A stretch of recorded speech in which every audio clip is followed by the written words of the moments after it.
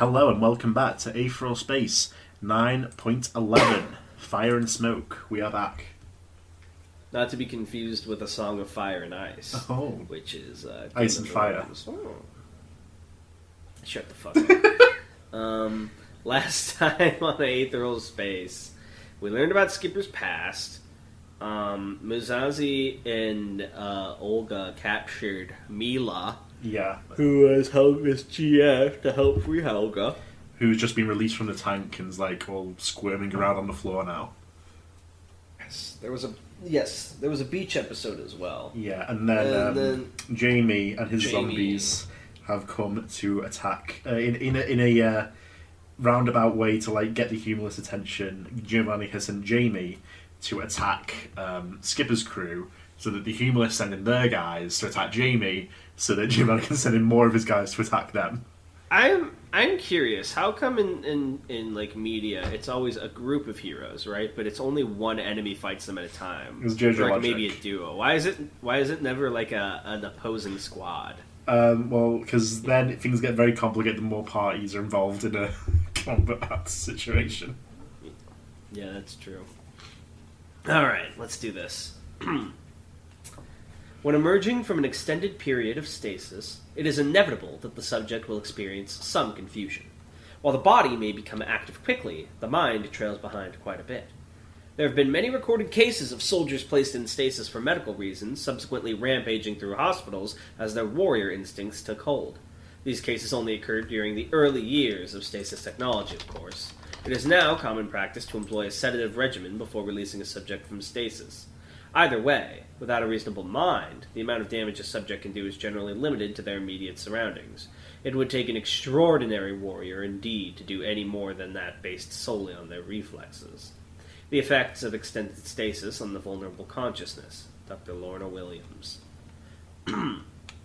Skipper flew through the air. It seemed he was under attack. Fancy that. The slightest grin formed on his lips as he's just like the Supreme for real. The slightest grin formed on his lips as he fired a heartbeat shotgun behind him through his back, canceling out his momentum and allowing him to easily drop to the floor.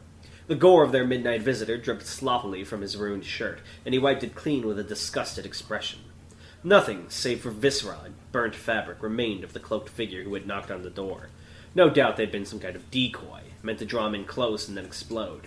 Not the enemy, just a weapon they were using. Another attack would be coming, and soon. Well, it would take more than that to bother him. The door to the bathroom swung open, and Ruth ran out, already wearing her skeletal set over her pajamas. The toothbrush she'd been using was still clutched in her right hand, and her head snapped through the scene, taking in every detail like she was a machine.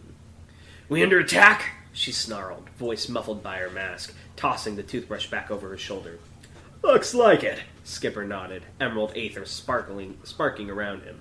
"Go get the others. Best way." Bang! The wall next to him exploded in a shower of concrete and wallpaper as an aether-infused gunshot tore through it. In the span of a second, a cloud of dust colonized the bedroom, forcing Skipper to raise a hand to shield his vision. The lenses of Ruth's mask offered her more protection, however, and she quickly leapt across the room, landing protectively in front of Skipper. She couldn't have timed it worse. As soon as she landed, a humanoid figure sprinted through the smoke, making a beeline towards Ruth and Skipper. It was another cloaked man, like the one who had originally knocked at the door, and the automatic jerkiness of his movements suggested some kind of aether control. It was only when Ruth lunged towards the man, claws drawn, that Skipper realized she didn't know the source of the original explosion. "Ruth!" he cried, grasping for her arm. "Wait!" It was too late. Whether Ruth didn't hear him, or was simply already committed to the attack, she slashed at the enemy with both her claws. One swipe severed the attacker's head from their body, sending it flying off into the corner of the room. And the second, for good measure, impaled their heart, the corpse slumping over against Ruth as motion ceased. Skipper gulped. He'd expected another explosion, but had Ruth killed it quickly enough to prevent that? Ruth glanced back over her shoulder at him and began saying something. She did not finish. As before, the explosion that tore apart the corpse on Ruth's claw was deafening. Fire and gore bloomed from the corpse Ruth was holding, instantly sending her flying. From that point-blank range, it was more than strong enough to send her flying up into the ceiling like a bullet from a gun. She slammed into it with such force that Skipper was sure she'd have broken something, and as she fell back to the floor, her armor flickered off her body. She was out cold. Skipper stood over her, but did not kneel to check her condition. That would be what the enemy was waiting for. His gaze drifted through the smoke surrounding him, trying to catch any signs of it shifting or flowing with the enemy's movement.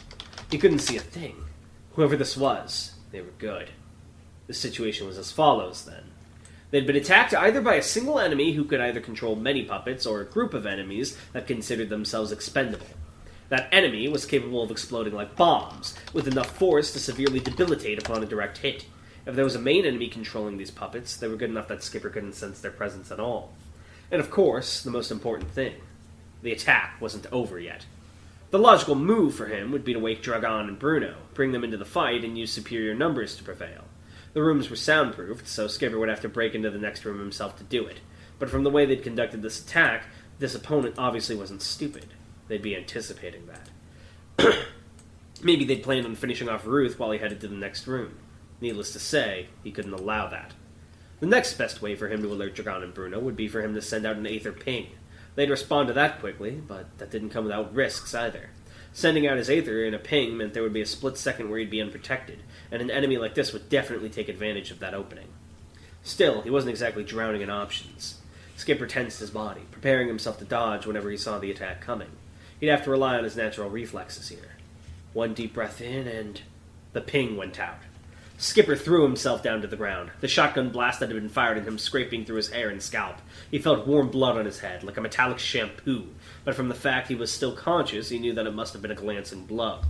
He felt two responses from his ping, Dragon and Bruno. Their adversary must have been actively cloaking their Aether, but that didn't mean they'd gone undetected. They'd fired that blast, after all, giving him a sense of direction.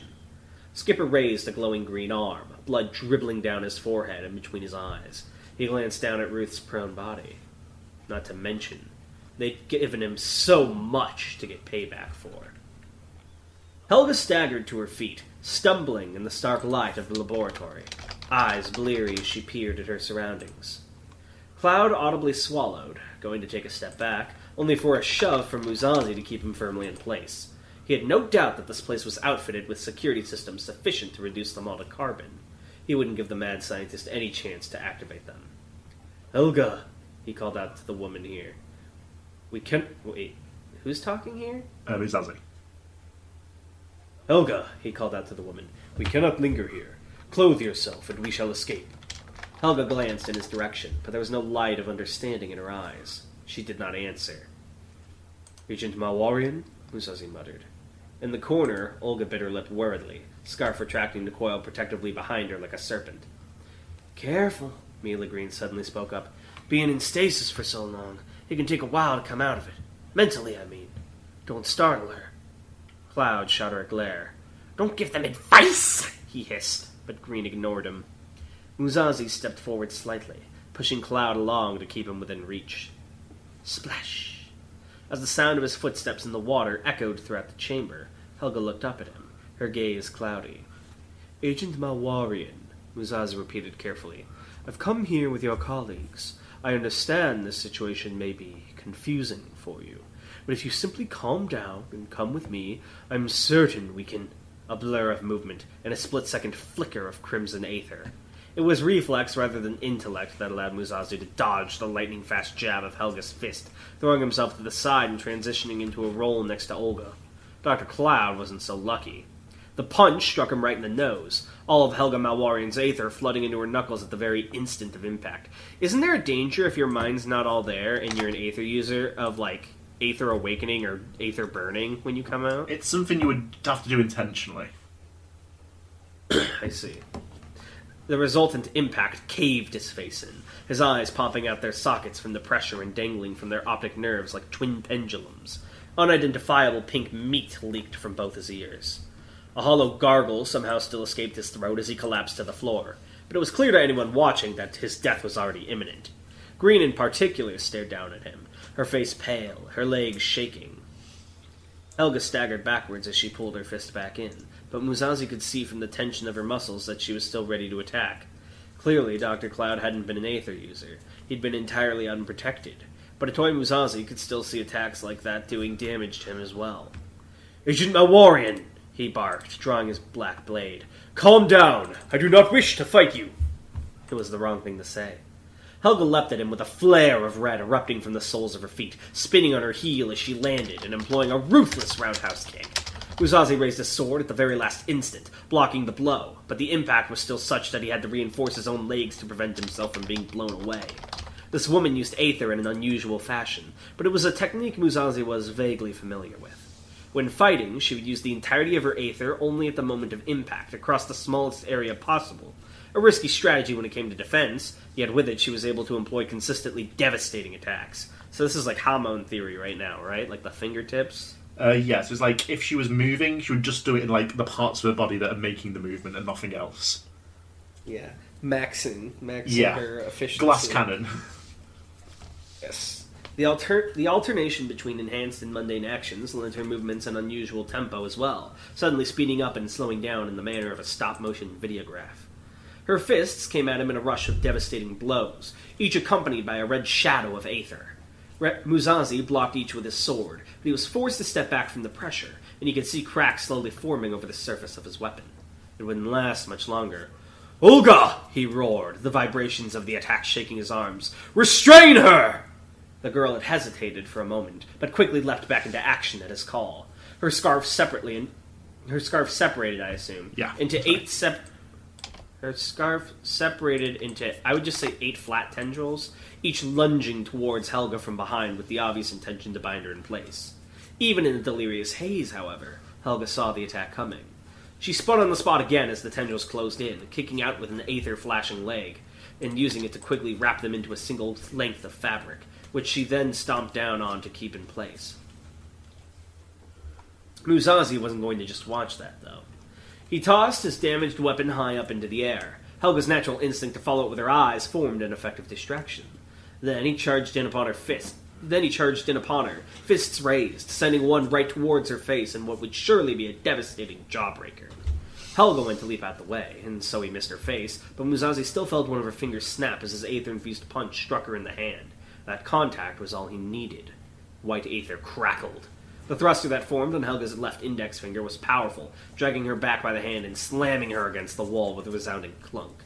The push of it, still flaring out from the damaged digit, was more than enough to keep her fixed in place. Green, not far away, backed away, her hands over her mouth as she looked down at Cloud's ruined corpse. Olga's scarf, now free, writhed in the air as the 8 tendrils reconstituted themselves into a single length. Musashi caught his sword as it came back down and glanced towards her. "We'll want to render her unconscious," he panted. "We can't be fighting her the whole way back." Pain. Something slammed into his throat with incredible speed, and as it did, he felt the creak of something inside his body very nearly breaking. A hollow gasp escaped his mouth, and his sword slipped from his fingers. Slowly, he looked down. There, sticking out of his throat, was Helga Malwarian's finger. It had been torn off at the knuckle, blood still dribbling from the stump, and the thruster Musashi had placed on it was still flaring, driving it deeper and deeper into his body. Without hesitation, Helga must have ripped it off and hurled it back at him. Could something like that really be done by reflex? Musashi cancelled the thruster, and yet the finger did not drop to the floor. It was in far too deep for that. He became dimly aware that he was unable to breathe. His vision became blurry, like he was straining to see the world through a pool of stagnant water. His hearing became muffled, as if soft and subtle hands had been slapped over his ears. His legs collapsed underneath him like matchsticks. The last thing he heard before succumbing to the dark was Mila Green screaming. Popcorn. Hello? Yeah. Sorry, someone came in right and said that. Aether Pink. Dragon Hadrian's eyes snapped open and he jumped out of his bed. Immediately his eyes locked onto Bruno's, who was sitting up from his position on the couch with identical speed. Some pink and kitschy videograph cartoon was dancing across the screen in front of him. Serena's doing, no doubt, but his expression couldn't have been more serious. "Next door?" Dragon asked. Bruno nodded. There was no need for more than that. Dragon charged at the door, throwing it open and running into the hallway, and immediately he could see what had happened. The carpet and wall of the hallway was drenched in blood and rotting gore, some of it even dripping from the ceiling. And worse than that, the door to Skipper and Ruth's room appeared to have been blasted off its hinges. The Aether Pink had come from inside there. No time to waste panicking. Electric blue Aether coursed through Dragon's body, his eyes glowing brightly as he ran towards the other room, Bruno following next to him. It was those same eyes, though, that gave Dragon cause to hesitate for just a moment halfway down the corridor. Because he saw them. All around them, hovering through the air, subtly buzzing, were flies. That wouldn't be unusual given the mess, but they didn't seem interested in it at all. In sheer defiance of their insect instincts, not one of those flies was going anywhere near back the human soup available. Something was wrong. Deep in the smoke and dust, Jamie Potts silently grinned to himself. Land of the dead.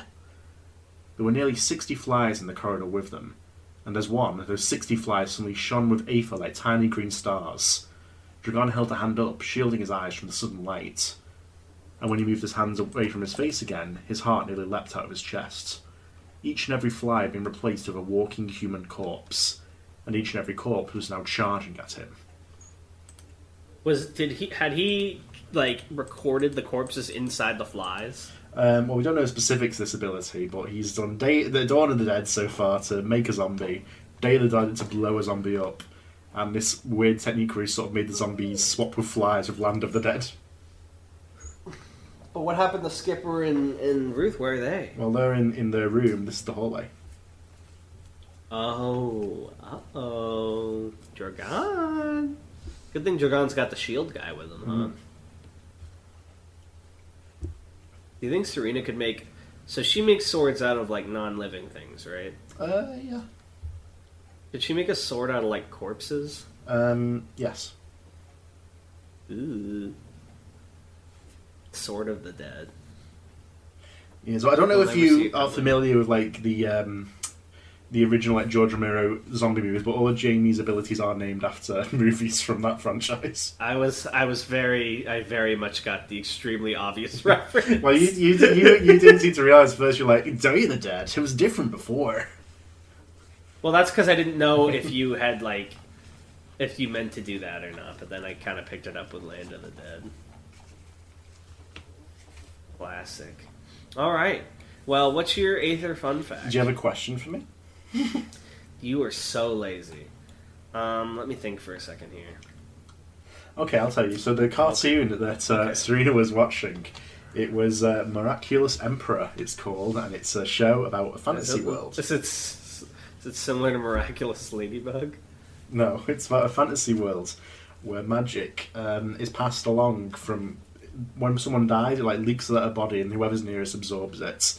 So the main character is the emperor of the magic land. He's got all the best magic from thousands of years until he loses it. Wasn't this a pink?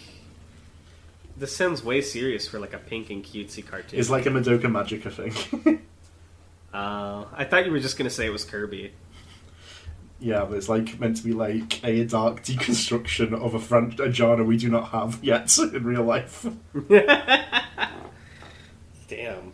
Which is called pop fantasy. Maybe it was Bruno's. I thought you said it was called Emperor. Whatever. Yeah, but the genre is called pop fantasy. Oh, pop fantasy. What the fuck? Alright, that might be better than what I was going to ask, so I'll just leave it with that, I suppose. No problem. I will ask my question next time, though, if I remember, because it's one I've wanted an answer for a while. Okay. I'll accept it at that point. I'll accept your feelings. Alright. For now, everyone take care and have a good one.